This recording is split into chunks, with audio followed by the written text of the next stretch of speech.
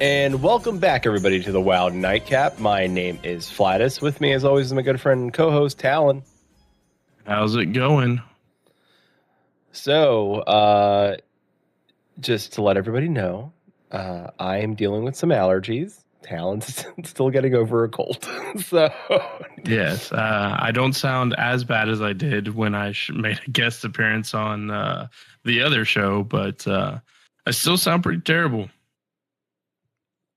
so with that being said, if we don't sound, if our pipes aren't humming like they used to, that's probably why. But we're gonna get through. There's a lot of information to get through, so we're gonna get through it. Deliver the best information we can at the bar, and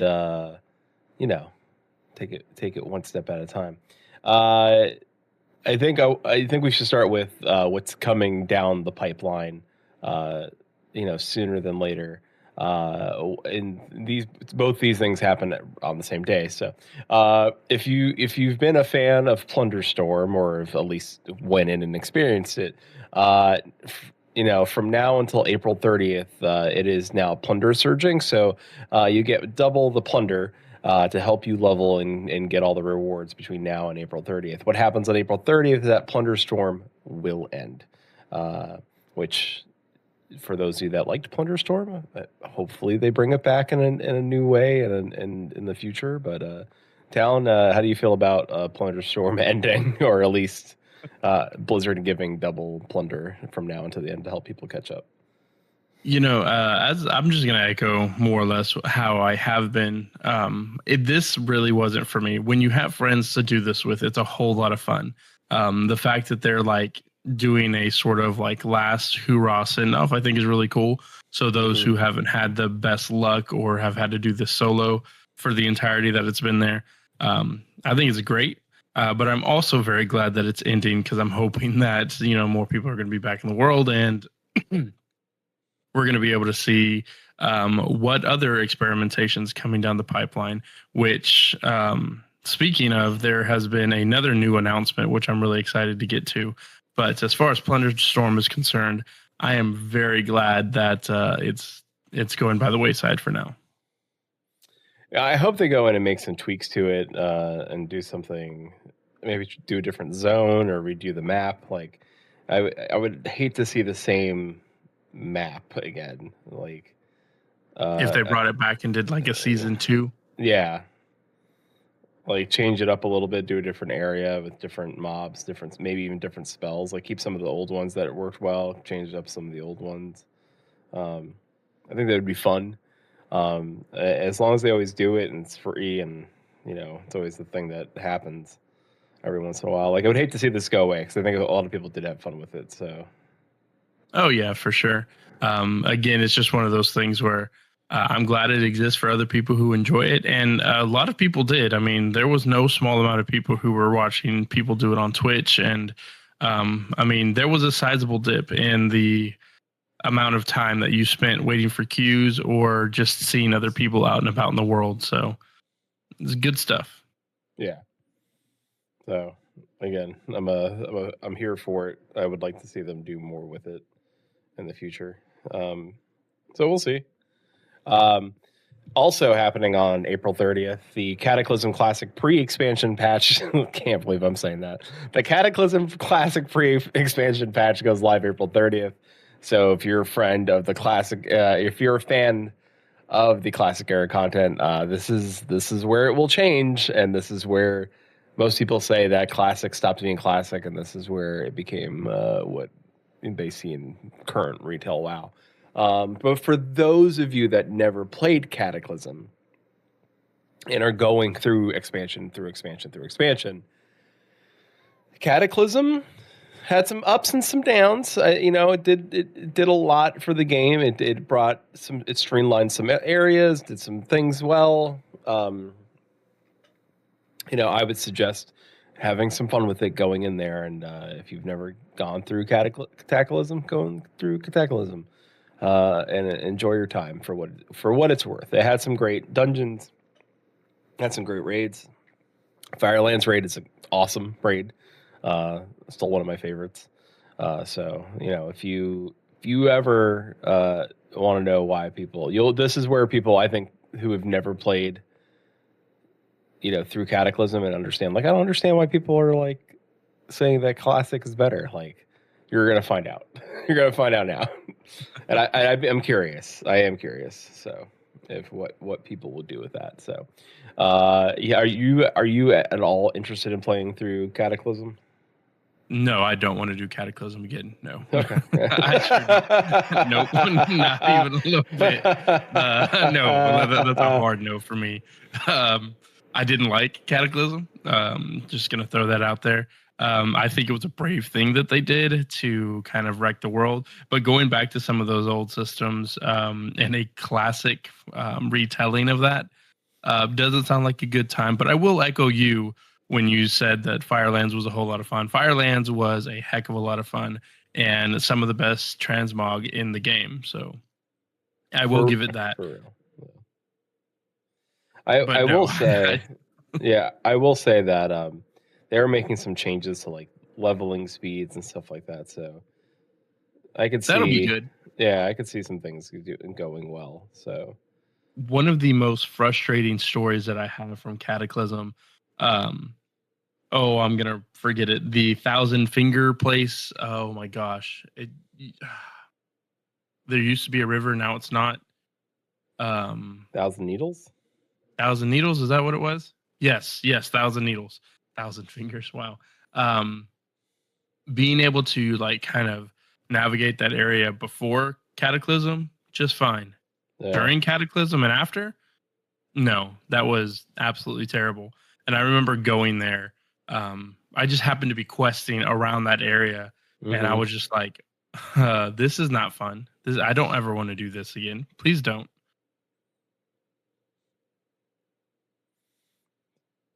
So it went well then. That's what you're saying. Yeah. Well, yeah. I left that zone and I never looked back. Now it's not so bad now that I can like fly around and stuff. Now I could fly before, but it was just not as fast, not nearly as fun as it is now, and certainly not any dragonflight for sure. But it just was not my cup of tea. Nice. I mean, I agree with you. Like, so I don't like some of the changes they made, but like at least now I feel in WoW they're using some of those changes to set up something for the future. So we'll see how it goes. We'll see where it goes, how it goes, where it goes. So also future things I would say, like current like content that we're going to be able to play within, I would say, within the next month. We're going back to Pandaria, it looks like. So the whole hints at Pandemonium looks like it is now Pandaria Remix, and it looks like a fun way to experience an expansion.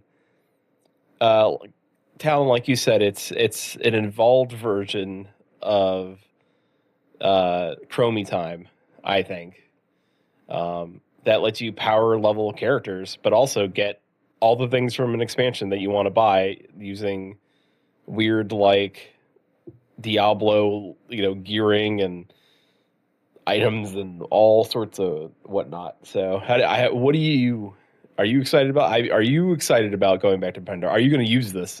I should say at all. I absolutely will be using this. So now there's a positive voice here because I feel like I've been pretty critical of some of the things that WoW has been doing recently, but this is one of the things that I'm actually really excited about. So when I first heard about it, I kind of went on a little bit of a rant about how many quote unquote classics are we going to have? Like at what point does every expansion just get remade into another classic? But upon reading further and seeing a little bit more about what remakes is actually all about, it's exactly like you described, a new way to sort of, I don't know if power level is a word, but I can't think of anything else to really accurately describe it, because you're going to get a whole lot of bonuses to XP. You're going to have a new gearing system, and you're going to have gyms that matter for the first time in a really long time, just out in your leveling experience, which is really cool. That hasn't been a thing since just before Wrath ended, or just before Crusade. Trying to find gems that would actually work for your gear. Um, I'm looking at this and getting really excited. Um, if I remember correctly, a lot of people did not like Mists of Pandaria when it first dropped. There was a lot of criticisms behind it. A lot of people were really upset that it was very Asian aesthetic when WoW has been typically like Middle Earth type stuff, high fantasy. But Mists of Pandaria proved to be, at least now, one of the better expansions that WoW has ever had. I remember going back, like thinking back, going onto the Isle, the big turtle back there, and just seeing a bunch of people running around doing all sorts of quests, doing the world bosses, going back and forth between all the four major. I don't. Would it be spoilers? Nah, I don't think so. But seeing like all the four major world bosses there, to each stage, that was a whole lot of fun, and that just felt super, super engaging. I'm hoping that we have some of that feeling captured again, and the ability to get gear that will be relevant.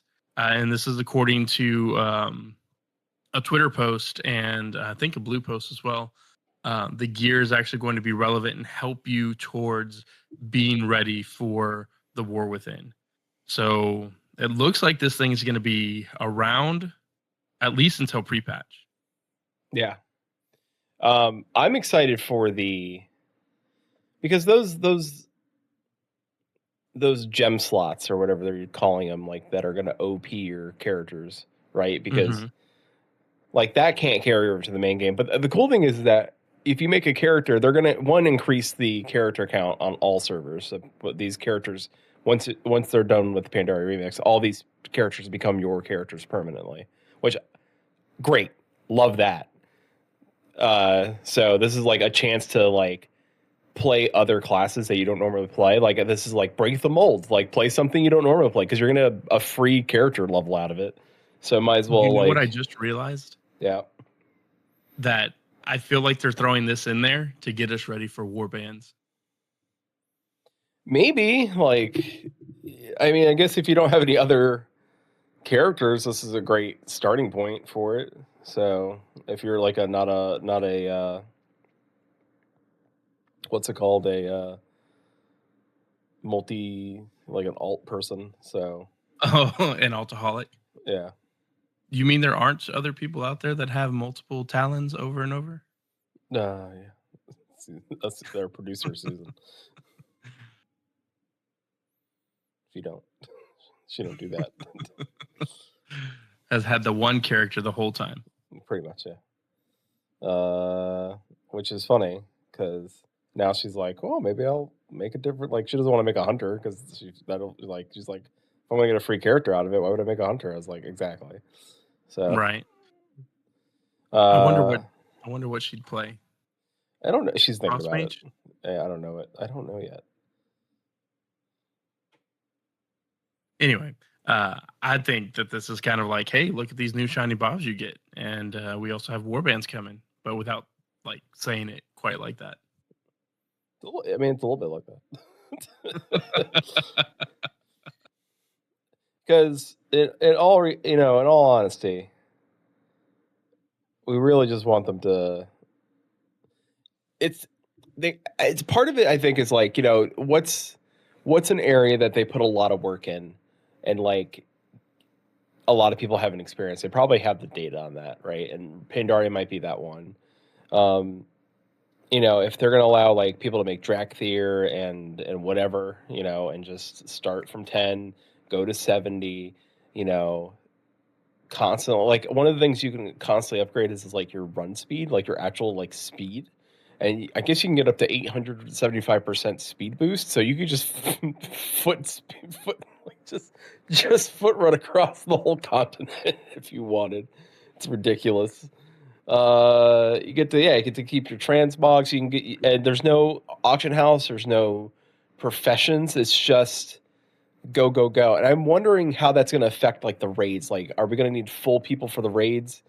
Like, can you And just see, I don't do know. partial raiding? Because you're going to be these boosted godlike characters. Like, I hope so. I hope it's like, hey, you can bring 6 people into this raid and get this raid done. I'm like, great. That's great.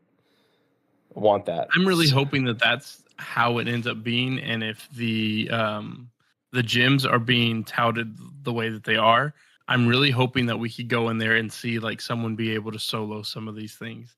That would be really cool. I don't know if that'll be possible, but it would be really, really cool to see. But it is super unclear about how, you know, how much is actually going to be needed for each particular part. Like dungeons are going to remain the same. You can still go in there and do them as you've always done them. But the raiding part, like it would be really cool to see some guilds come together and like we only have like half our roster right now.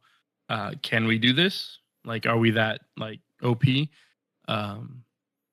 We'll see. I'm really excited to see it. I want it to be that because I would really like to go into the Throne of Thunder and just stomp that dude again by myself. That'd be great. Be super fun. Yeah, it would be a lot. Like the Isle of Thunder is fun. Like all of it is just a good time. So I'm here for it. I want it bad. So I'm excited. Like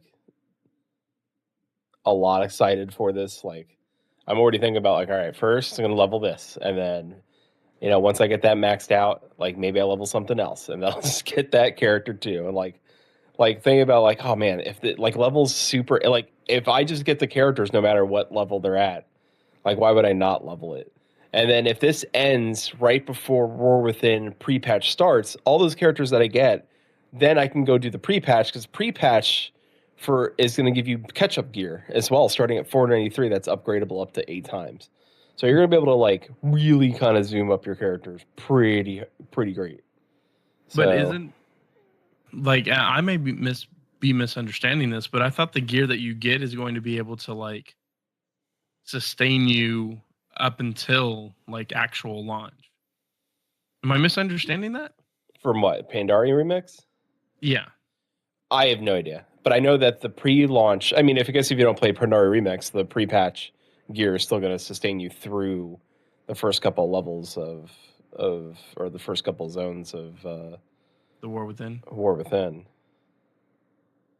So I I don't know. mean, my thought would be that if the gear is good enough, you don't have to worry about it. I would still do the pre-launch event because it's the pre-launch event, but I don't think it'll hurt anything. Right. So Well, and the pre-launch events, those are always really fun to just like be there and be involved when the actual service goes live. I remember doing that for Legion, and that was a whole lot of fun. I enjoyed that quite a bit. One of the few things I enjoyed about Legion, but the pre-patch was fun. Uh, take that, Legion.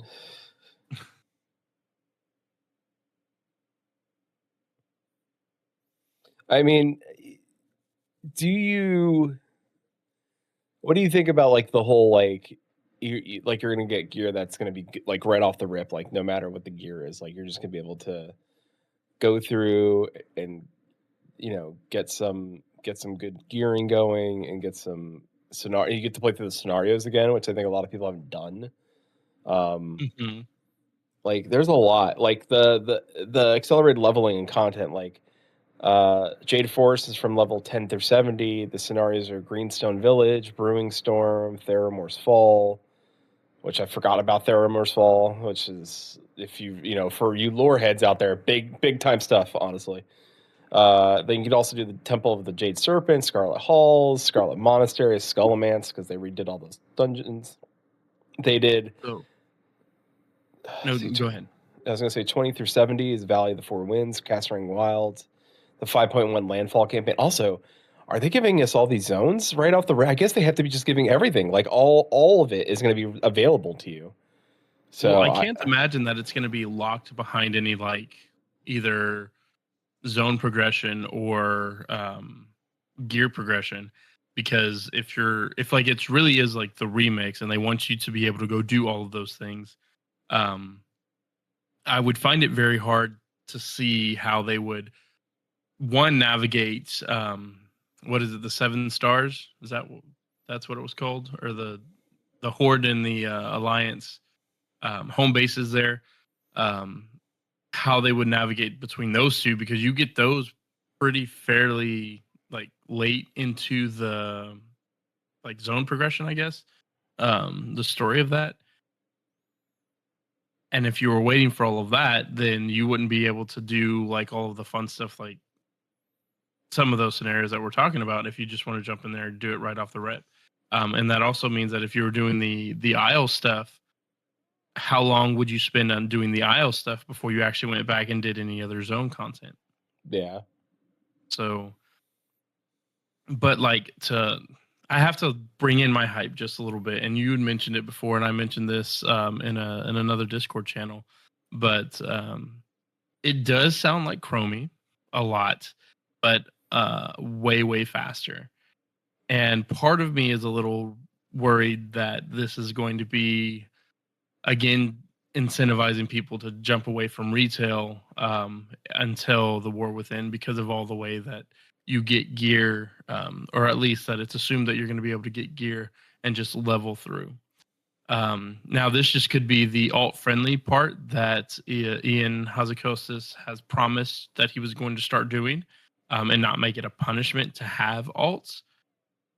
And this might be the thing. That way you have all your alts ready however you want them. But as far as the gear is concerned, and like this is my hope.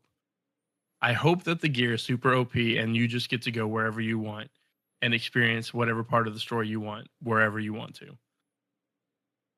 That's my hope. Now, it's still going to be it remains to be seen how they're actually going to implement that, but that is my hope, that you can just get some super cool, neat stuff, and you get to just be super OP while you're out there. And when it comes time to get ready for the War Within, that'll carry over, and you're ready to go.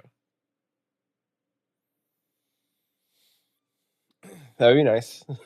I mean, that really would be nice.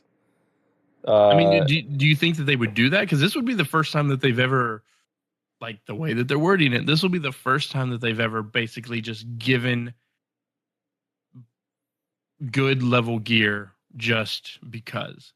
Like, it's always like they've given like pre-patch stuff, they've given it because they're like, okay, you only have like 24 hours or a week or whatever to get this done, so good luck. Yeah. But now it sounds like they're doing it like, here you go, you get to have it, and we're still months out. It's 10.27, so that it's mid-May, they said. So we know the expansion's not coming out until fall-ish, I would say. End of summer, beginning of fall. Because I would hate to have another Christmas release. I'm not a fan of the Christmas release either. No, that didn't go over well. I understood why they did it, but I'm not a fan of why they did it. Like, either. Like, I understand why they did it. I just not a fan of the reasoning. So, but c'est la vie. Like, here we are. My favorite thing is the meta gems. Like, I just like, because they have all these meta sockets, right? Like, Life Storm, right? Like, equip, summon a storm, call down 5 bolts of lightning every 1 second. Each bolt inflicts 25, let's say 20, I'm just round up, 26,000 nature damage to an enemy within 30 yards. During the storm, 3 flowers grow on the ground around the caster. After 5 seconds, the flowers bloom, restoring 388,471 health and granting 1,720 haste to all allies for 10 seconds. What? I mean, that's fantastic. Like, you're just like these uber gods doing these weird. Say, like, if you could pull that off, like, this is why I really hope that you can go into like a raid and just like, I don't need nobody. I got lightning bolts that grow flowers and heal me for basically any damage I take. Yeah, I think you're still gonna need some people, right? I don't think soloing the raid. I'm sure someone will figure it out. I'm sure Someone will figure it out because you're still going to have Siege of Orgrimmar, Throne of Thunder, and heroic raids. So they're going to have the heroic raids, right? And I wonder Sure. because they have the bronze currency with this, right? So you can Well, buy and all. then that's the other part. Like you're going to be able to get reskins of gear that wasn't normally obtainable unless you either got ahead of the curve or you completed it on mythic level. Yeah. How do you feel about that? I mean, Keep in mind, Mist was a long time ago. yeah, was a long time, but I'm assuming it's you got to be able to make whatever character, right? Like even if let's say you make a Drakthir, like these raids weren't tuned around Drakthir being like, you know, boosting people's DPS either. Like, you know what I'm saying? Like if I get modern day, think about it.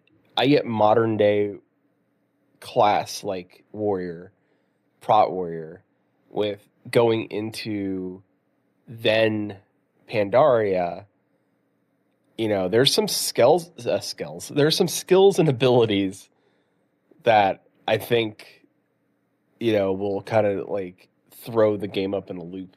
And then the fact that I can use the bronze to, you know, like even like here, like they say, there's no such thing as a bad drop. Any drop you get can be converted into a new currency, bronze. So even if you get something you don't need, you just turn it to bronze and use the currency to upgrade and buy the the mounts and whatever you want from the vendor. Now, see, I wish that was an actual system that existed in Shadowlands. That would have made Shadowlands feel a whole lot better. Well, anything would have made That would have made Shadowlands. Torghast feel a whole lot better.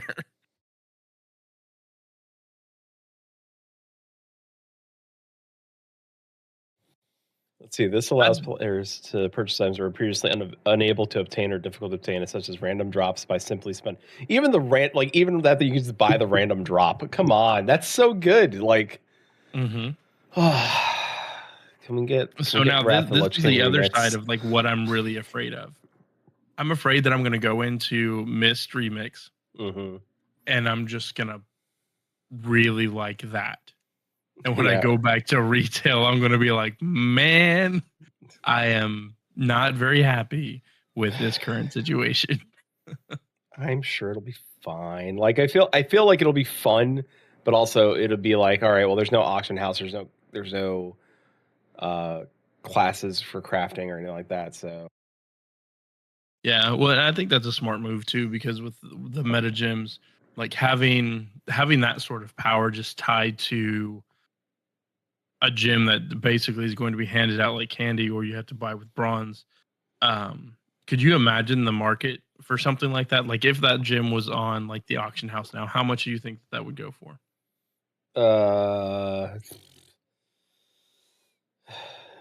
Depends on rarity and stuff like that. Maybe it could be 10,000, could be 100,000.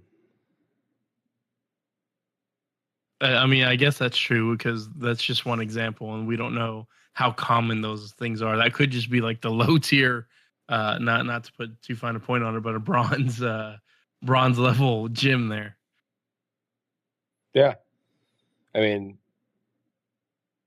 I think it'll also depend on how, like, with all the. I think about all the like the patches that Pandaria got, like all the like, all the with all of the specific patches being available. Like, do you have to do world bosses to get drops? Can you still do them if you wanted? Like, or is that I'm saying, like, is that drop still there? Like,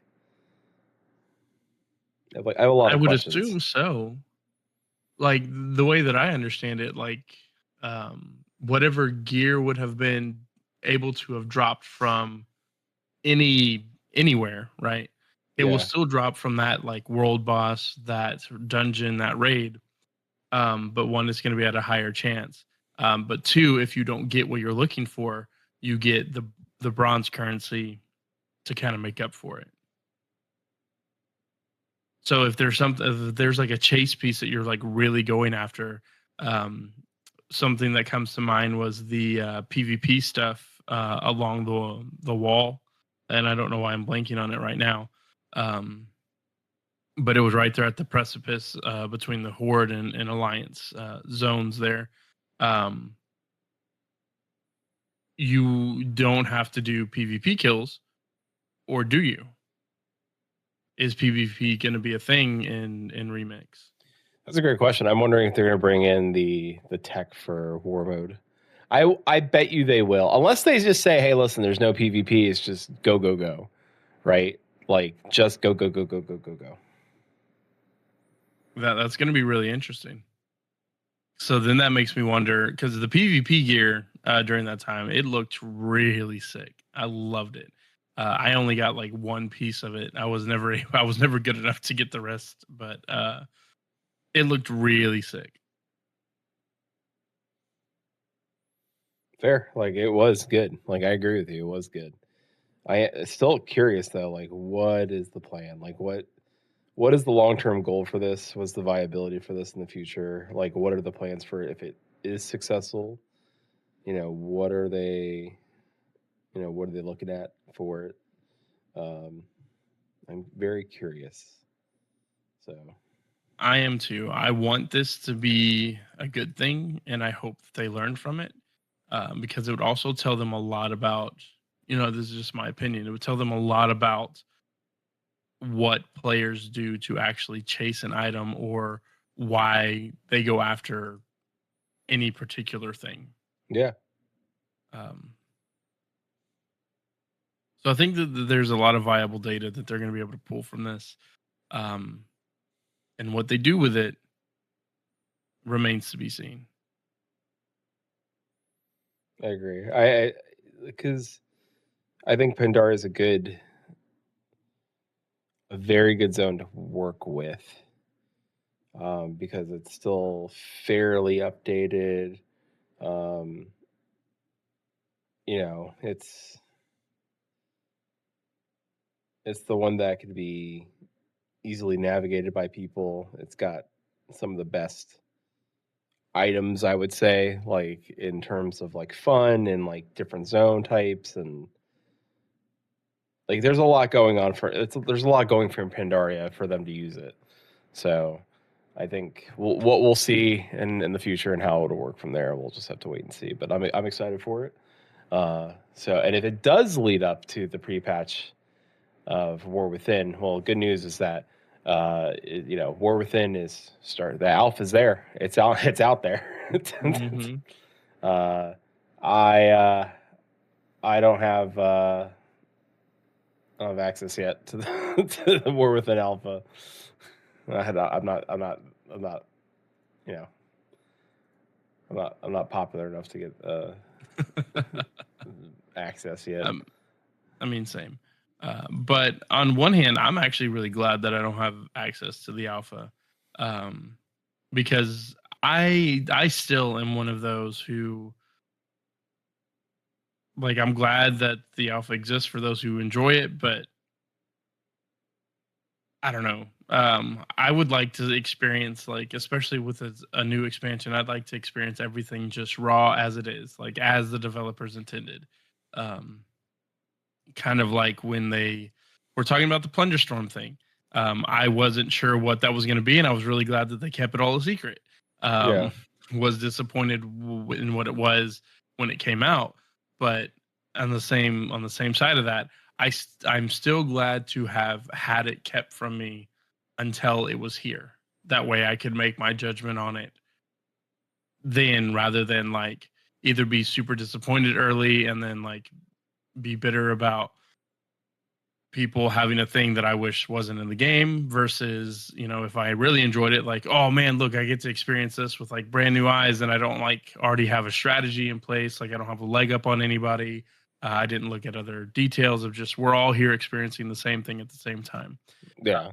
There's something that is magical about that particular experience. Nothing against the alpha, like, but this is just personally. So even if I was offered an alpha key, I might just give it to you and be like, "Hey, what about my co-host? They might enjoy this better." I would just do mostly just to play with like certain things like the earthen. Can I just make an earthen? I just want to play with it. Like there's some things I would play with and some things I wouldn't do. Like I don't know if I'd necessarily want to ruin the story, but I definitely would want to test out like dragon riding on or dynamic flight or whatever it's gonna be called now on different mounts, right? And I'd definitely want to try like the earthen. Like I would love to make that and see what their cosmetic options are and go through that and be hopefully surprised and happy with what they've added. Hopefully, because I'll tell you this, I'll be an earthen all day. Like I like the idea of like that kind of dwarf. I don't know why, but I do. Are you gonna do a race change from your main? No, I wouldn't do a race change. I'd probably just make a new one. Just because, like, I would like to see what kind of class. I know, like, the paladin that they have, their paladin's pretty good. Yeah. And I'd be down. I'd be down for their paladin. Well, and then I guess with warbands and everything being a thing, and sort of those achievements going across all characters, which is just a great move, honestly. You wouldn't necessarily have to change your main to any one thing because it'll all just be uniform all the way around. Yeah, pretty much. Like the paladin mount for the Earthen is pretty solid. So I haven't looked at it yet, but and that's on purpose. But when the time comes, I'm going to be pleasantly surprised from what I've heard. You are not the first person to have told me that mount in particular is really nice. yeah, they did a good job. They did just Blizzard, our team did a great job. So also speaking of the War Within, Talan, do you have $200? We'll just lie around. Oh my god. Yeah. No, I don't. In this economy? No. Absolutely not. No, not even a little bit. Holy crap, that is a lot of money. Yeah, it is. It is a lot of money. But dude, this better be a good butt. This better be the best butt in the world. I mean, it is the 20th anniversary edition. Okay. And wait, there's more. There is more. It does come with that giant stat. Like I know you and I have seen statues with Final Fantasy collector's editions, right? And they're like, okay, that's aight. Like it's an okay statue. This statue's massive. Like I don't know, like did you watch the Warcast at all? Like they had the statue next to them. Mm-hmm. Yeah, I did. It's pretty big. It's pretty big. It's pretty big. As like, I mean, because if you think about it, Dragonflight's collector's edition cost $130. So 130. It's probably an extra 50 for that statue, and that statue stands. Let's see, 10.7 inches by 12 inches by 2.9 inches. So it's probably 10 inches wide and then like stands almost a foot tall. Yeah. That's pretty solid. It's a pretty big statue. I'm not mad at it. I'm really not. That is really nice, and I want it. But dude, $200 is that's a lot of money. It is. But it does look really cool. It does. My question. Yeah. Do you think? I mean, how do you feel about it just being gold? That like is just like a bronze, maybe gold. I'm okay with it. Like I feel I'm actually pretty okay with it. Like it looks like an actual statue. Like, you know what I'm saying? Like I know there's colorful statues that are in color. There's something about that looks like, hey, it's 20 years. It's bronze-esque. It tickles me in the way that I want to be tickled. So, and I'm okay with that because that's what I want out of the game. Uh, so yeah, I mean, I'm okay with it. I already pre-ordered it, so I'm just. Did you really? I did. I pre-ordered Oh that one. man. Yeah, that one hurt. Okay. Well, that one hurt. when you get it, we're gonna have to do like a full review on the show of like what's everything in that box because it looks really nice. Is that the art book that comes with it too? Yeah, there's a big old art book that comes with it, and it's got a bronze pin that has Aurelia, Anduin, and Thrall on it. So Yeah. in terms of things that come with it, like it's not a lot, but I think because there's a giant statue, so like normally, like, hey, here's the album, and here's like they give you that stuff normally, but the fact that and maybe they will, like maybe there will be a statue, like an album in there, but they didn't mention it in the packaging, so who knows? Well, as far as that bronze pin is concerned, usually with things like this, and you have like super detailed on characters and stuff, you like it kind of gets muddied and like you can't really tell. That doesn't look to be the case with this one. Like you can even see the strands of hair on Thrall's beard. So it, I'm pretty impressed with that. Yeah, I mean, even the statue itself, like the wings are like very detailed on the griffin, and like the dwarf, and like this is a callback. That dwarven rider is like that storm thrower, like that's very much a callback to Oh yeah. Warcraft 2. Like that's like that's a sick statue. like I know it's expensive, but this is one of those like, all right, well, my birthday's in like 2 months, and like I'm treat myself, and and that's what I did. Like I was just like, it's not me justifying it, but if I was gonna get something for my birthday, this is it. I just bought my birthday gift earlier, and it won't be here till later. So, Well, it really does. It's super nice looking, and it absolutely is a callback. In fact, do you remember? Oh, I don't have it with me because it's in my office upstairs. But the box art, the back of the box art for the first oh my gosh, why am I blanking on this? It wasn't the Burning Crusade bundle pack, but it was like, you remember in the early 2000s, like everything had like an open cover on top of the cover. yeah, When you open that up, it had a dwarf coming in riding on a griffin, like coming from like the left side of that like open panel and yeah, just like careening down. That's who this dude looks like, and that's exactly the vibe that I get when I look at this dude. yeah, for sure, 100%, 100%. And also, like looking at you know, the World of Warcraft, the War Within, like the Epic Edition is $90. So if that was going to be the edition I was going to get anyway, I'm getting that now with the box set. Yeah. I'm not trying to do nerd math here, but saying like yeah, like the gamer like math episode again. yeah, like gamer math. Yeah, I know, but like I'm getting a $90 edition of the game plus $90 worth of art book, pin, box, plus a statue, which I'm happy with. I'm okay with that. Well, and not to ache on anybody's yum here, but if this is something you want and you can afford it and it's within your budget, it's not a bad purchase. I mean, it's really not. You do get a bunch of really good goodies.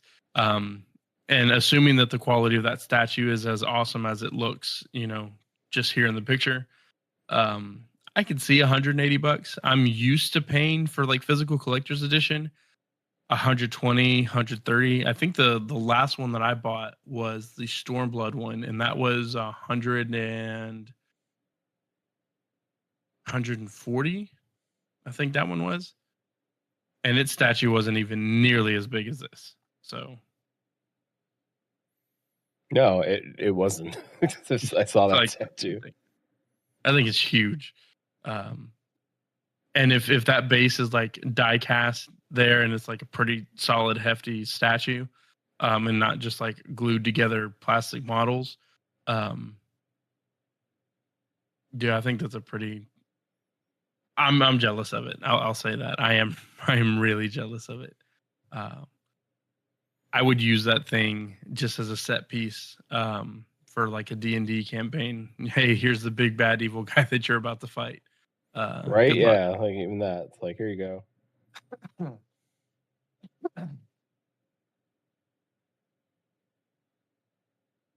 But it comes with all the cool things, plus the statue. So if you're able to afford it and that's something that you really really like, just like Flattus had mentioned, you need to treat yourself, or you've got like a big event coming up, or like a special thing you want to celebrate. There are worse ways to do it. So if you've got the ability, go for it. Don't miss out. Yeah, 100%. Like, and don't feel pressured to buy it either. Yeah, well, yeah, that's the other part too, right? Like they had leftover Dragonflight collector's boxes, so don't feel pressured to buy it now. They might run out of these, so they might not run out of these, and they might have more. So don't feel pressure that you got to pre-order it now. I'm sure pre-order is going to be going up till a certain time. So, they communicate that pretty well. Yeah.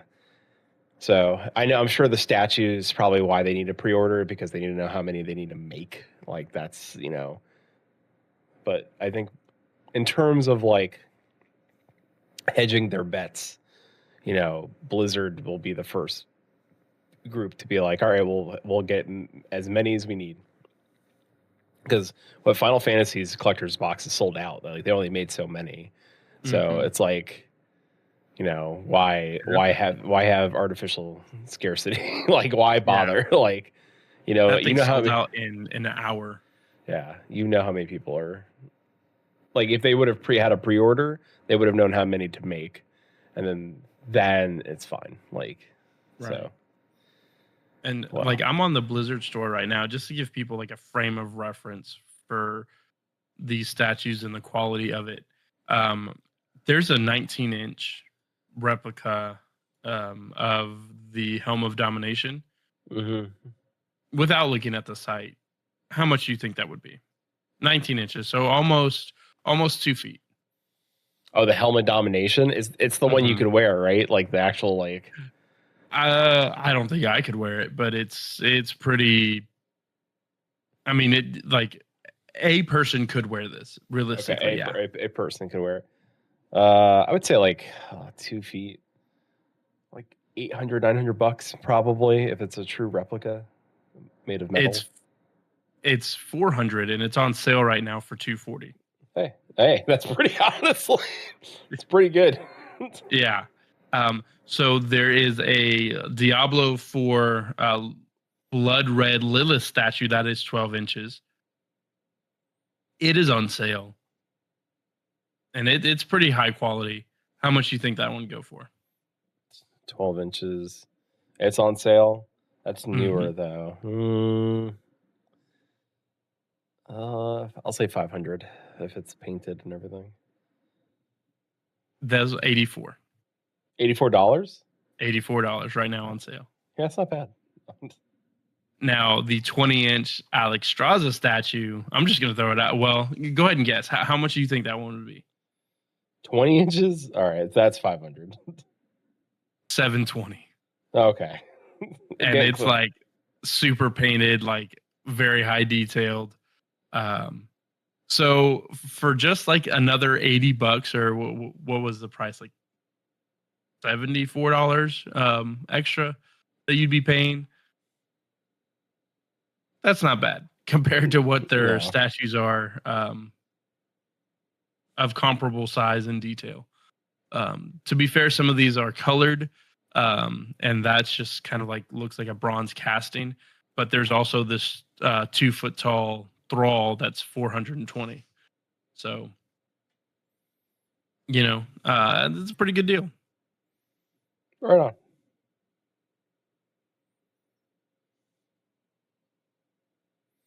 Right on. Good job, Blizzard.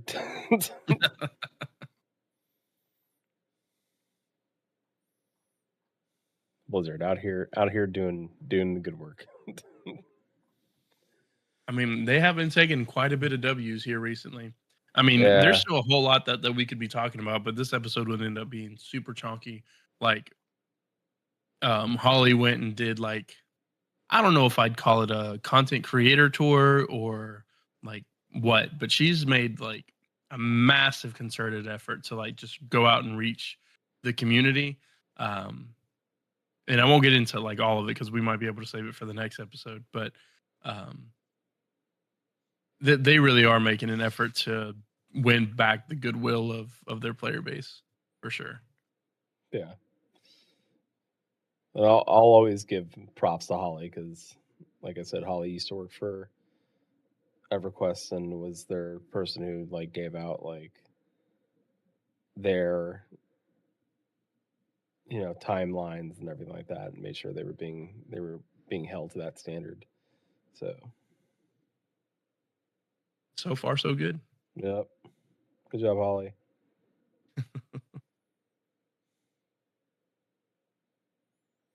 All right. I also am curious about one thing though. I know you're not doing any spoilers for War Within, or trying to avoid as many as you can. And I'm sure you're trying not to look at like pre-patch spoilers as well. But by any chance, did you hear any of the rumblings of the possible missing link allied race? I did. Okay. I did hear rumblings. In fact, I was scrolling through YouTube the other day, and actually it was just this afternoon as the recording of this episode. And I saw this rumbling, and I immediately closed the app. Okay. I'm just curious. I immediately closed it. One, because I didn't want to see what it was about without having context first. Secondly, I wanted to hear if there was any like lore behind another group of people outside of the Earthen, because anything that I've ever read at all has never alluded to the Earthen having company as far as like another race of people. Now spiders and things of that nature, which that's not happy about that part. Sure. That's one thing I guess we could talk about. Like, are you excited about arachnophobia mode? Oh, Lord. Okay. So this is the thing. You're like, I also don't like crabs. I also don't like crabs. I really don't. It's almost worse, dude. Crabs are the are the spiders of the ocean, dude. So do you surely you will have seen Pirates of the Caribbean. I think it was the third one. Yeah. Where like Jack's in the middle of a desert, right? And then he sees the Black Pearl coming towards him. I forget which one this is. I think Dead Man's Chest. That's the second one. I don't remember which one it was.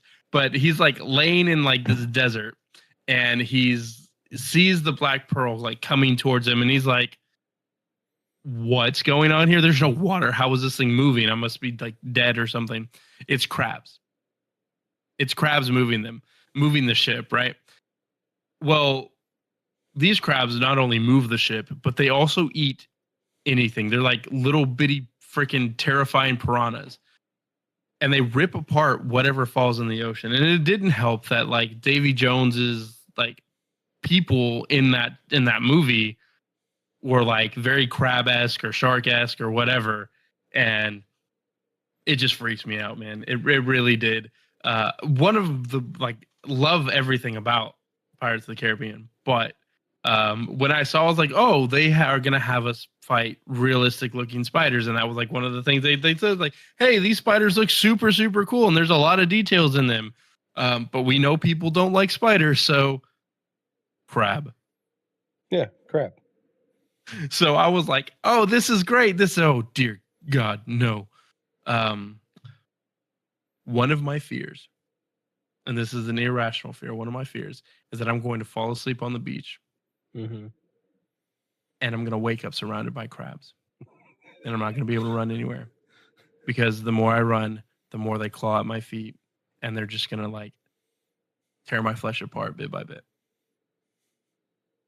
It's an actual nightmare I have, and it's terrifying, and I hate it. So when I looked at this, I was just like, man, this is just as bad as spiders. This is just water spiders, is what this is. Water spiders. Like, this is not making it any better. Now, to be fair, I do put on a little bit because one, it's fun and it's for the show and everything. But on the other side of that, it is a video game, so I'm not going to be like super terrified. But there is going to be like, my heart rate's definitely going to be going up for this. And I'm just like, I may jump and scream. And it's a good thing I'm playing mouse and keyboard, because there have been games that I've played that have had spiders or giant crabs or something. And I may have thrown a controller. Looking at you, Elden Ring. So, you know, hopefully I don't like knock my monitor over and like spill a drink all over everything. We'll see. You will see. How do you feel about it? I'm okay with it. Of course you are. I got no problems. I mean, I'm also like, it's also like they showed a preview of it, and they went to the arachnid corridor, and then it like turned it on, and everything just became crabs and lobsters. It just made me laugh. So I traded one phobia for another. And it's funny because you and I have a mutual friend, Chili, who despises crabs. So, oh no. So like for him, that's the worst thing ever. So I'm sure he might have the same nightmare. Now he might listen to this and be like, nope, now that's a nightmare that I have, is me being on the beach. Oh man. Look, Chili, this was not my intention. Love you, man. But we've been trying to get Chili to play WoW again.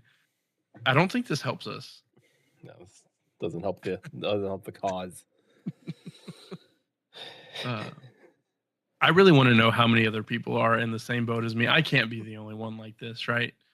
Like, it can't be. I would love to know who's like, they've made it worse. Like I have, I don't do spider. I don't do crab. Like I don't do both. I don't know what either of these things. Please, Blizzard, why?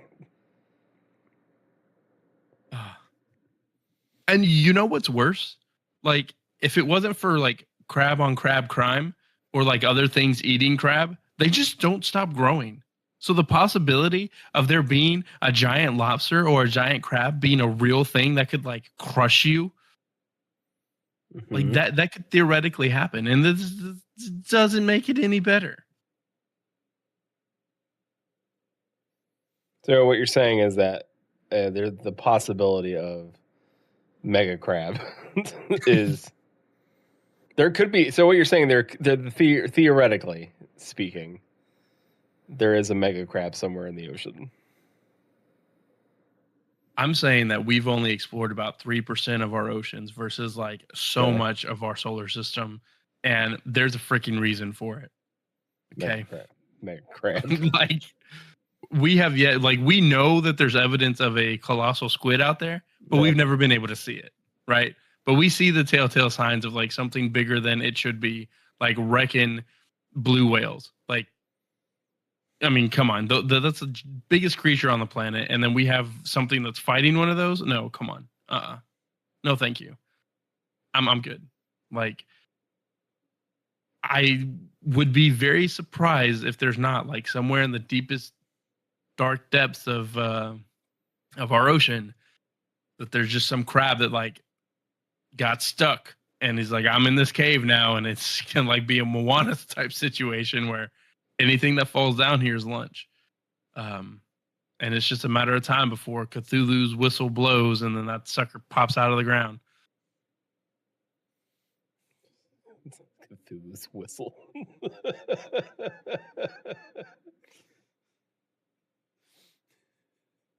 I just like the idea that someone's out there with Cthulhu's whistle and just big crab comes out. I mean, dude, I don't know. Like, the lack of evidence isn't evidence, of course, obviously, but when your brain starts to like go down that little spiral there, it's real hard to be like, man, the thoughts there. Yeah, no, I hear you. I got you. But that being said, I'm gonna see how bad the spider thing is first before I switch it over to the crab. Yeah. And if it's like if the spider thing like really is like they have the sound right and like you can see the hair on every leg of that spider as you're walking up to it, like I'm probably gonna switch it over to crab, because at least I can like crabs aren't very fast. Yeah. Okay. I can handle fighting a crab if I had to, real life, but if a giant spider, I can't do that. Just the thought of like that thing being so fast and I'll take one bite and I'm just dead. That's it. That's all she wrote. So we'll have to see. Sure. I'll definitely have to stream that part so that people can get that full reaction of like, well, what's going to happen? Are we going to see the camera just like spiral off of the table? Yeah. Will it converge the crab or? All right. Well, on that note, thank you for joining us here at the tavern. We hope you had a nice time. We'll take care of the tab. Just remember, you don't have to go home. You can't stay here. And if you're going out, remember to adventure responsibly. Thank you for joining us here. We'll see you next time. Also, don't forget, you can head over to Linktree/WoW Nightcap for all of our socials. All the links are there. Let us know when you hear this. Are you with Talan? Like, why, crabs are worse? Like, why did they make it crabs? Should it have been something else? Not crab related. Like, what if they made it like stuffed bears? Somehow. All right, now that's just insulting. Okay, right? just checking. I'm just checking. Oh, the poor little adventurer is afraid of spiders and crabs. Oh, well, what about a little bitty old teddy bear? Yeah. And then that teddy bear vomits venom on you, and now you're traumatized by every stuffed animal you ever had. Barfo bear. All right. Well, thank you everybody for joining us. My name's Flattus. Thank you for being here. Talan? Have a good one. Stay safe, be responsible, and we've got just a few weeks away before the War Within starts. Get ready, get hype. Yeah. Well, at least until Pandora remix. At least the remix is starting soon. So, well, thank you everybody hanging out, and don't let your spiders be crabs, and don't let your crabs be dreams.